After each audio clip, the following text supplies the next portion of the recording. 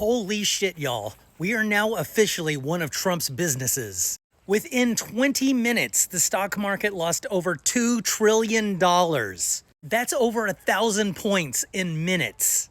If you own stocks, if you have a 401k, it just took a major hit. And the only reason why it did not do worse is because it was at the end of the day. I guarantee you we're going to wake up to even a bigger loss tomorrow.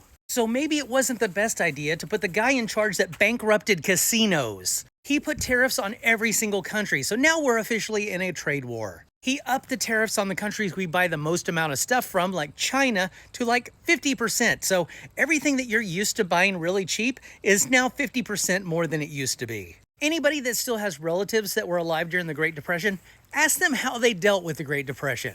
Because they didn't buy shit. Like, pretty much everything you had was everything that you had. A lot of people buried cash in their backyards. A lot of people lost their homes. A lot of people lost everything they had. They went and lived in an encampment called Hoovervilles. You know those encampments where there's a bunch of homeless people living in tents under an overpass? Yeah, that's going to be like the norm in a lot of places. That is, unless something is done about this from the Republicans in Congress. They're the only ones that can stop this. But if they don't, we're going to get to learn what it was like to live through the Great Depression.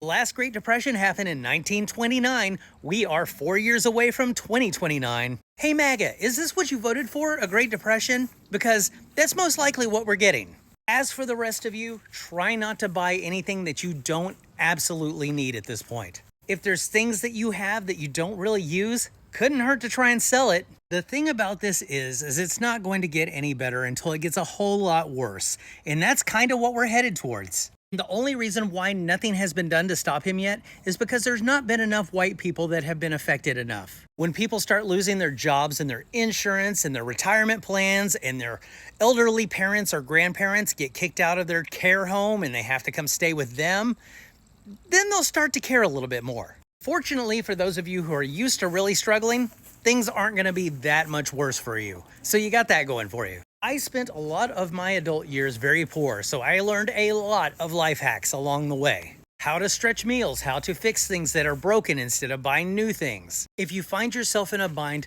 teach yourself a new skill, like how to repair things. There is a gross shortage of people who can do things like alterations on clothing. If you can learn to repair shoes, that's a lost art or skill. I know, this sounds like a lot of alarmist fear-mongering, and I hope to fake God that it is. But I would much rather be unnecessarily prepared than to be caught unaware.